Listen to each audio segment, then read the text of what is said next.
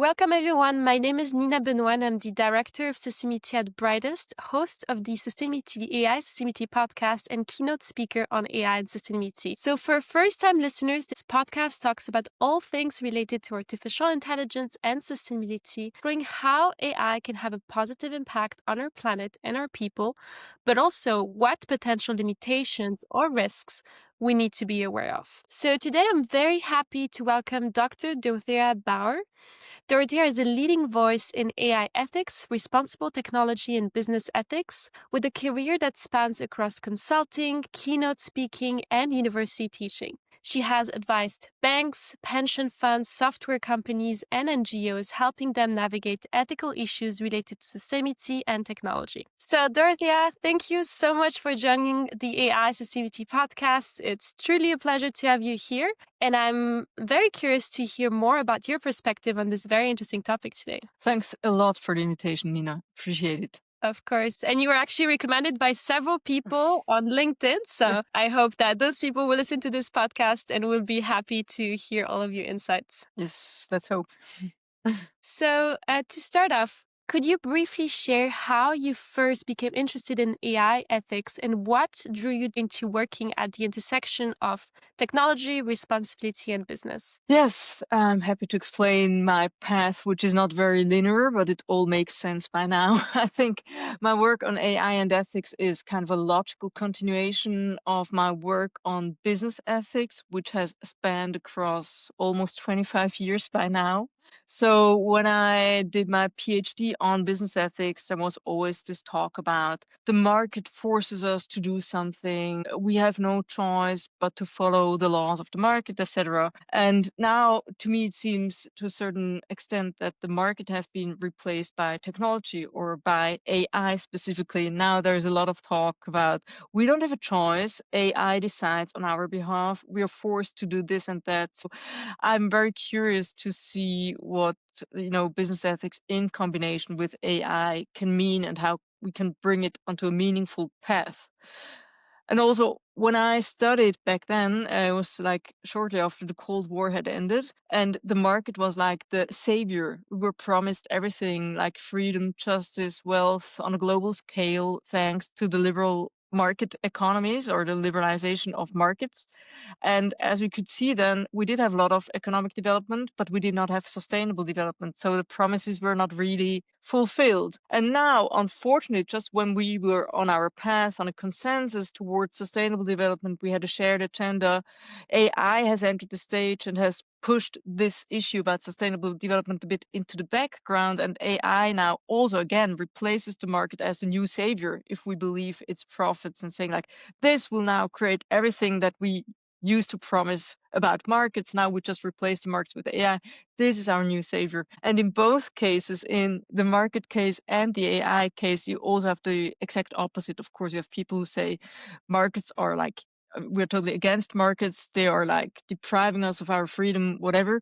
And now we're also having, of course, the doomsday prophets when it comes to AI. So there are a lot of similarities, and I'm very happy to explore how we can kind of make sense of all of this while keeping in mind our need to come towards sustainable development. I really like the comparison between what happened back then and now, and sort of the fake promises that we are being fed. So I think it's a very interesting perspective of how you're looking at it. Thank you. And so you've spoken and written about the impact of algorithms and the ways in which AI systems extract and use data. So in your view, what is one of the highest ethical risks associated with current AI development practices?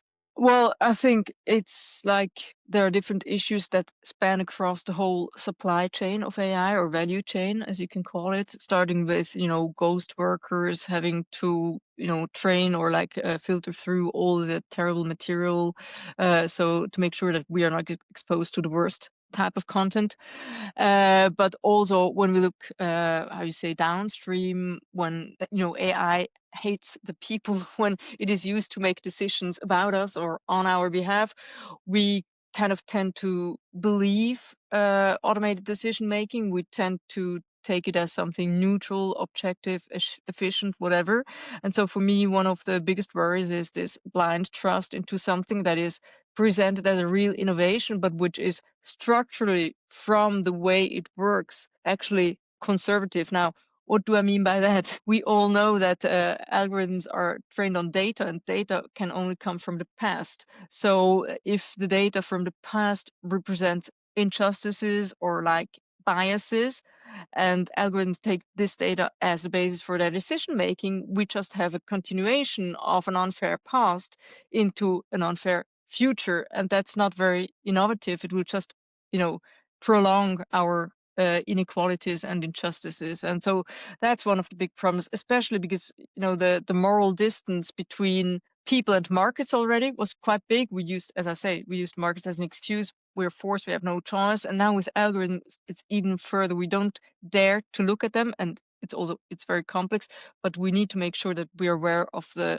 inherent functioning logic of machine learning. Absolutely. And I think this is for sure a very big one. And this is something Yes. I was reading about in this book, Nexus, where Yes. the author was describing, I don't know if you read it as well. Haven't read it yet, but it's on my list. They give a really good example of how, for instance, banks could start using data, like for instance, anybody who is used to having less than 20% battery on their phone and finding, okay, there is a relationship between if you're going to repay your loan and if Wow. you have less than 20% battery on your phone, and if you start This thinking, is what this this is, is really scary. I hope this is one yeah, of the cases where the EU will step in. I think this should fall under either the highest risk level, like the unacceptable risk category of the EU AI Act, or yeah. at least high risk. So let's hope for the regulator to do something meaningful here, prevent us from such situations. Yes. Definitely, but I think that, yeah, what you're describing is extremely relevant of Yes. all the decisions that the algorithms are making for us, and making sure that we understand them and we have a way of justifying them. Yes, definitely. I think it's a fight for agency, like now human AI agent. We have the word agency assigned to AI, and I still need to read it. There's a story in the, I think, Wall Street Journal about hiring an AI agent to run their vending machine today, and how it all went wrong. So I'm glad to read these stories because they remind us that maybe we should keep agency for ourselves, and that's a problem if we let machines decide about us. What does it mean for us as humans? Because after all, most of our interactions are still human to human, or many of our interactions, and we need to be aware that this is our like scope of responsibility, must be bigger than that of AI. Yes, Absolutely, and we need to set a boundary at some. definitely, definitely. And Yes. so you have critiqued the current marketing narratives around AI and the myth Mm, of AI democratization. So mm. could you explain your point of view on this topic and what this means exactly? Well, there are several things that play together here. So one of the things is like the marketing narrative in AI, as opposed to other, fields of innovation. Most of the innovation is coming from private companies, from like for-profit companies. It's not coming from universities. So the way how products are developed is not subject to scientific standards. It's not subject to double-blind peer review. Oftentimes, they just release something, and no one really knows how it came about. So the whole issue of transparency and accountability is in the hands of companies instead of established institutions. So this then allows them to present a lot of innovation as research, which is just pure marketing. We don't know how it works. And they claim it's their, how to say, business intellectual property, or like trade secret. They refer to existing laws that even protect this in transparency. And this is really dangerous, because if we're talking about technology that is supposed to really massively improve our lives or kill us, depending on who you want to believe, we better know how it works. In both Oh my cases, God. we want to know how it works. So I think this is like the marketing narrative is really huge, and we also can see how much money it attracts, how much money there is being invested into all these big tech companies, like the AI companies that oftentimes are not even profitable now. It's just based on their promises, and the promises are built on products that have not been properly reviewed or are not reviewable as such. I don't know. So, and then the democratization is a very, I say, it's a pet peeve of mine, but I mean, I've studied political science, maybe that shines through, but it's a way of saying from tech companies or tech people, it's liberating, it's giving access for everyone to everything, and this is democratization. But what they mean is not meaningful access and empowerment. They mean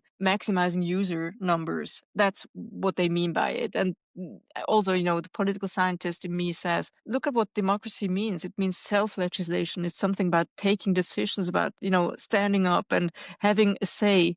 And it's got nothing to do with what we are sold by AI companies. That's got nothing to do with democratization. It's not democratic at all, because we're talking about an oligopoly of companies. It's like very few companies that benefit from it, and it's also totally not democratic that most of or the generative AI models, they have been built on the theft of creative work from artists, authors, etc. So it's like stealing from the already potentially poor in order to give to the rich. It's like the reverse Robin Hood effect, you could say. And this is sold as democratization. I'm not so sure about that. Yeah, that is very true, and I think that the narrative is working very well, and that is what we're being sold, that AI is going to solve all our problems. And if you look at OpenAI with AGI, this is the solution to everything, and it's going to solve all our problems. It's very much the narrative right now. It is dominant. Absolutely.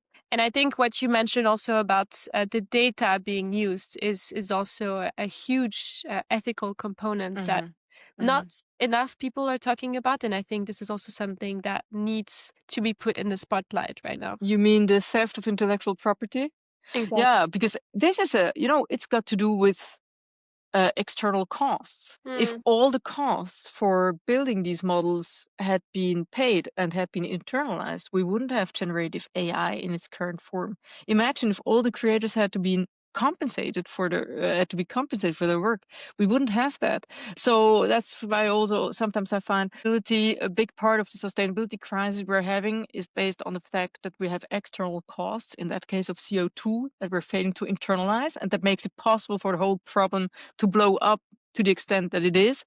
Similar things are, to a certain degree, comparable happening in AI. It's only possible because there's no truth about the costs that it involves. Socially, like stealing from the creators, and environmentally, we don't even need to talk about that. That's your field of expertise.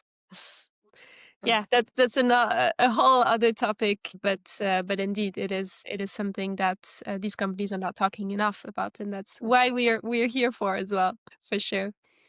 And so AI innovation cycles move extremely fast, as we know, and while ethical reflection moves more slowly. So how do you think companies and regulators can navigate this tension between this rapid development of AI and long-term societal impact on societies? Well, I think it's always very convenient to say that any kind of regulation hinders innovation. But if we look at other examples, sometimes you can say that constraints or like scarcity can also boost innovation. You become more creative if you have some guardrails.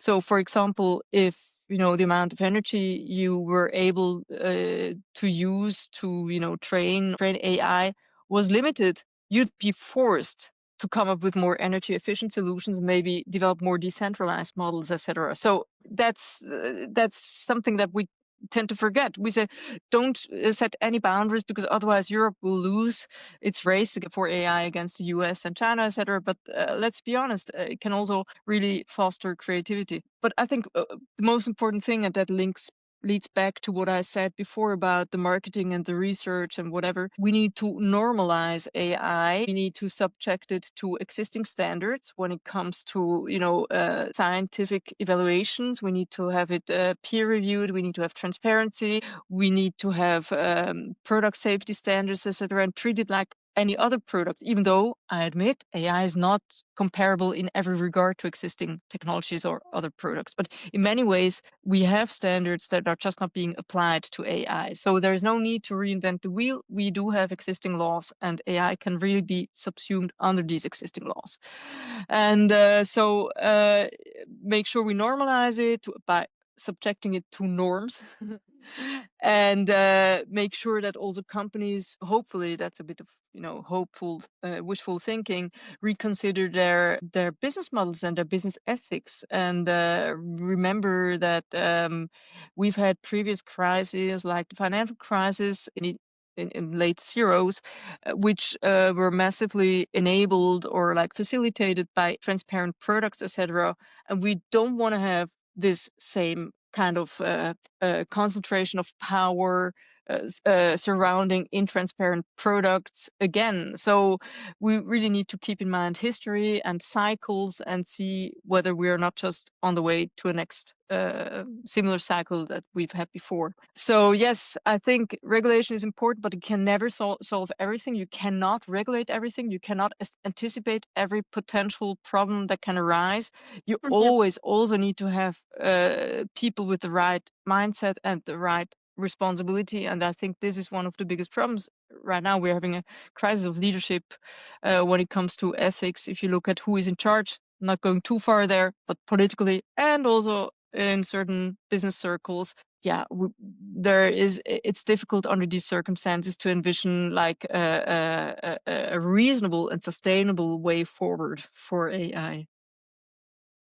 Yeah, definitely. And I think this is for sure a challenge. I mean, there's so many examples of ethical problems that have happened when you look at Facebook with Yes. algorithm, Myanmar, for instance, if you look at Yes. OpenAI with recent Mm-hmm. events that have happened that are very ethically disturbing, for sure. So I'm wondering what would be sort of your advice to these companies who, are maybe starting to invest more into ethics or are not there yet? Yeah, I mean, it's really hard to, tell them one thing, but I just hope that in the interaction with various stakeholders, by not just focusing on shareholder talk, because all their promises about growth and HEI, etc., that's directed at shareholders. In fact, they just want to attract the money, that they widen their perspective again and take into account other voices from stakeholders, that they hopefully also attract the type of employees that are willing to speak up, and or customers that are willing to kind of give some feedback, etc., and a regulator that keeps an eye on them instead of just liaising with them and being best friends with them. So I really hope that they widen their perspective, and eventually I hope we will get new leaders, and I hope that this will also lead to a change of their business strategy. Yes. Absolutely, and I think we're definitely seeing way more AI ethicists that are coming up in the market. While looking Let's for a hope. future of a lot of people in this, I think that can give us some hope that a lot of people are starting to specialize in this field and are experts like you. So I hope that these people I will. must say, yeah.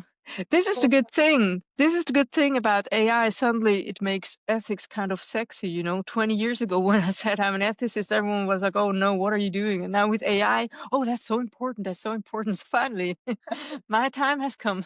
The time for Everything people is like me. sexy with AI. Yes, yes, wonderful. Yes, That's definitely a good place to be right now and to talk about this yes, this topic.